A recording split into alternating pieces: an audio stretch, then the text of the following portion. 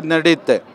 ಇದರ ಉದ್ದೇಶ ಏನು ಅಂತ ಹೇಳಿದ್ರೆ, ಈಗಾಗಲೇ ಕಾಂಗ್ರೆಸ್ ಪಕ್ಷ ಆಡಳಿತಕ್ಕೆ ಬರುವ ಮುಂಚೆ ಕರ್ನಾಟಕ ರಾಜ್ಯ ಸರ್ಕಾರಿ NPS ನೌಕರ ಸಂಘ ಮತ್ತು ಸಮಾನ ಸಂಘಟನೆಗಳೊಂದಿಗೆ ಕೂತು ಮಾತಾಡಿ ಈ NPS ಅನ್ನು ರದ್ದುಗೊಳಿಸುವ ಒಂದು ಭರವಸೆಯನ್ನು ಕೊಟ್ಟಿತ್ತು.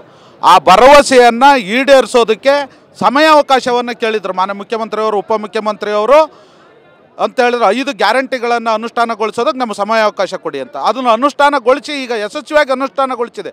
ಅದರಲ್ಲಿ ಸಮಸ್ತ ಸರ್ಕಾರಿ ನೌಕರರು ಕೂಡ ಅದನ್ನು ಅನುಷ್ಠಾನಗೊಳಿಸುವಲ್ಲಿ ನಾವು ಸಂಪೂರ್ಣ ಸಹಕಾರವನ್ನು ಕೊಟ್ಟಿದ್ದೀವಿ. ಈಗ 1 ವರ್ಷ ಆಗಿದೆ. ಮತ್ತು NPS ರದ್ದುಗೊಳಿಸ್ತಕ್ಕಂಥ 6ನೇ ಬೇಡಿಕೆಯನ್ನು ಈಡೇರಿಸಬೇಕು ಅನ್ನುವಂಥದ್ದು ನಮ್ಮ ಬೇಡಿಕೆಯಾಗಿದೆ.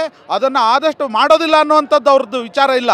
ಆದರೆ ಕಾಲಮಿತಿಯನ್ನು ನಿಗದಿ ಮಾಡದೇ ಇರೋದರಿಂದ ಈ ಒಂದು 25-26ನೇ ಬಜೆಟಲ್ಲಿ NPS ಅನ್ನು ರದ್ದುಗೊಳಿಸಬೇಕು ಅನ್ನುವಂಥದ್ದು ನಾವು ಸರ್ಕಾರವನ್ನು ಒತ್ತಾಯಿಸೋದಕ್ಕೋಸ್ಕರ ಇವತ್ತಿನ ಈ ಉಪವಾಸ ಸತ್ಯಾಗ್ರಹವನ್ನು ಹಮ್ಮಿಕೊಂಡಿದ್ದೇವೆ. ಉಪವಾಸ ಸತ್ಯಾಗ್ರಹ ನಾಳೆಗೂ ಕೂಡ ಕಂಟಿನ್ಯೂ ಆಗುತ್ತೆ ಅಲ್ಲ? ಇವತ್ತು ಒಂದು ದಿನದ ಉಪವಾಸ ಸತ್ಯಾಗ್ರಹನ ಸರ್? ಇದು 1 ದಿವಸದ ಉಪವಾಸ ಸತ್ಯಾಗ್ರಹ. ಯಾಕೆ ಅಂತ ಹೇಳಿದರೆ, ನಾವು ಸರ್ಕಾರ ಯಾವತ್ತೂ NPS ರದ್ದುಗೊಳಿಸೋದಿಲ್ಲ ಅಂತ ಹೇಳಿಲ್ಲ. ಆದರೆ ಕಾಲಮಿತಿಯನ್ನು ಹೇಳ್ತಾ ಇಲ್ಲ. ನಮ್ಮ ಬೇಡಿಕೆ ಬಗ್ಗೆ ಅವ್ರಿಗೆ ಸಹಾನುಭೂತಿ ಇದೆ, ನಿಮ್ಮ ಪರವಾಗಿದ್ದೀವಿ ಅಂತಾರೆ. ಆದರೆ ಕಾಲಮಿತಿಯಲ್ಲಿ ಇದನ್ನು ಅನುಷ್ಠಾನಗೊಳಿಸಬೇಕು ಅನ್ನೋ ನಿಟ್ಟಿನಲ್ಲಿ 1 ದಿವಸದ ಉಪವಾಸ ಸತ್ಯಾಗ್ರಹವನ್ನು ಇವತ್ತು ಹಮ್ಮಿಕೊಂಡಿದ್ದೇವೆ. ಎಲ್ಲೆಲ್ಲಿಂದ ಸರ್ಕಾರಿ ನೌಕರರು ಬಂದಿದ್ದಾರೆ ಮತ್ತು ರಾಜ್ಯದಲ್ಲಿರುವಂಥ ಸರ್ಕಾರಿ ಕಚೇರಿಗಳಲ್ಲಿ ಈಗಾಗಲೇ ಕೂಡ ಸಾಕಷ್ಟು ಜನ ನೌಕರರಿಲ್ಲ, ಕೆಲಸಗಾರರಿಲ್ಲ, ಅಧಿಕಾರಿಗಳಿಲ್ಲ ಅನ್ನೋಂಥ ಮಾತುಗಳು ಕೂಡ ಈಗಾಗಲೇ ಕೇಳಿ ಬರ್ತಾ ಇರುವಂಥದ್ದು.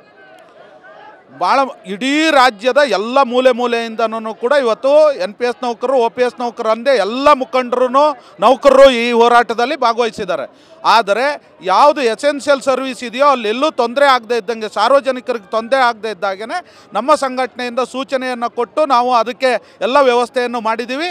ಆದರೆ ಇದನ್ನು ಮುಂದಿನ ದಿನಗಳಲ್ಲಿ ಸರ್ಕಾರ ತುಂಬ ನಮ್ಮನ್ನು ಸತಾಯಿಸುವಂಥ ಕೆಲಸವನ್ನು ಮಾಡಿದ್ರೆ ಇದನ್ನು ಮುಂದಿನ ದಿನಗಳಲ್ಲಿ ನಮ್ಮಿಂದ ನಿರೀಕ್ಷೆ ಮಾಡೋದಕ್ಕೆ ಸಾಧ್ಯ ಇಲ್ಲ. ಆದ್ದರಿಂದ ಈ 25-26ನೇ ಏನು ಬಜೆಟ್ ಇದೆ, ಇದರಲ್ಲಿ NPS ಅನ್ನು ರದ್ದುಗೊಳಿಸುವಂಥ ಕೆಲಸವನ್ನು ಏನು ಭರವಸೆ ಕೊಟ್ಟಂತಾನೆ ಮಾಡಿಕೊಡ್ಬೇಕು ಅಂತ ಮಾನ್ಯ ಮುಖ್ಯಮಂತ್ರಿಯವರು, ಉಪಮುಖ್ಯಮಂತ್ರಿಯವರು ಆದಿಯಾಗಿ ಇಡೀ ಸರ್ಕಾರವನ್ನು ಈ ಸಂದರ್ಭದಲ್ಲಿ ಕರ್ನಾಟಕ ರಾಜ್ಯ ಸರ್ಕಾರಿ NPS ನೌಕರ ಸಂಘಟನೆ ಮತ್ತು ಎಲ್ಲ ಸಮಾನ ಸಂಘಟನೆ, ಇವತ್ತು ಪ್ರಾಥಮಿಕ ಶಿಕ್ಷಕರ ಸಂಘಟನೆ ಅಧ್ಯಕ್ಷರು ನಮ್ಮ ನಾಗೇಶ್ ಸರ್ ಇಲ್ಲೇ ಇದ್ದಾರೆ, ಇವತ್ತು ರಾಜ್ಯ ಸರ್ಕಾರಿ ನೌಕರ ಸಂಘದ ಖಜಾಂಚಿಯವರಾದಂಥ ಶಿವರುದ್ರಯ್ಯ ಅವರಿದ್ದಾರೆ, ಮತ್ತು 4-5 ಜನ ನಮ್ಮ ಜಿಲ್ಲಾಧ್ಯಕ್ಷರನ್ನು ಕೂಡ ರಾಜ್ಯ ಸರ್ಕಾರಿ ನೌಕರ ಸಂಘದ ಪದಾಧಿಕಾರಿಗಳು ಇಡೀ ರಾಜ್ಯಾದ್ಯಂತ ಗೆದ್ದಂಥವ್ರನ್ನು ಕೂಡ ಈ ವೇದಿಕೆಯಲ್ಲಿದ್ದಾರೆ. ನಾವೆಲ್ಲರನ್ನೂ ಒತ್ತಾಯ ಮಾಡ್ತಾ ಇರ್ತಕ್ಕಂಥದ್ದು ಇವತ್ತು NPS ಅನ್ನು ರದ್ದುಗೊಳಿಸುವಂಥ ನಿರ್ಣಯವನ್ನು ನೀವು ಈ ಬಜೆಟಲ್ಲಿ ತಗೊಳ್ಬೇಕು ಅನ್ನುವಂಥದ್ದು. ಯಾಕಂದರೆ 4 ರಾಜ್ಯಗಳಲ್ಲಿ ಈಗಾಗಲೇ NPS ಅನ್ನು ರದ್ದುಗೊಳಿಸಿರುವಂಥ ಹೆಗ್ಗಳಿಕೆ ಕಾಂಗ್ರೆಸ್ ಸರ್ಕಾರಕ್ಕಿದೆ.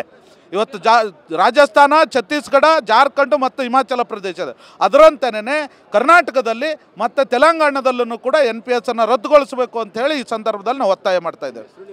ನನ್ನ ಹೆಸರು ಶಾಂತರಾಮ್ ಅಂಥೇಳಿ, ಕರ್ನಾಟಕ ರಾಜ್ಯ ಸರ್ಕಾರಿ NPS ನೌಕರ ಸಂಘದ ಅಧ್ಯಕ್ಷ. ನನ್ನ ಜೊತೆಗೆ NMOPSನ ರಾಷ್ಟ್ರೀಯ ಪ್ರಧಾನ ಕಾರ್ಯದರ್ಶಿ ಸಿತಪ್ನಗ್ನವರು ಇದ್ದಾರೆ, ಹಾಗೆಯೇ ತೆಲಂಗಾಣದ ರಾಜ್ಯಾಧ್ಯಕ್ಷರು ಕೂಡ ಅವರಿದ್ದಾರೆ. ನನ್ನ ಜೊತೆಗೆ ಮತ್ತೆಲ್ಲ ಮುಖಂಡರುಗಳು, ನಮ್ಮ ಸಿದ್ದು ಸಂಗಣ್ಣವರು ನಮ್ಮ ಪ್ರಧಾನ ಕಾರ್ಯದರ್ಶಿಯವ್ರನ್ನ ಆದಿಯಾಗಿ ಎಲ್ಲ ಸಂಘಟನೆ ಮುಖಂಡರು ನಮ್ಮ ಜೊತೆಗೆ.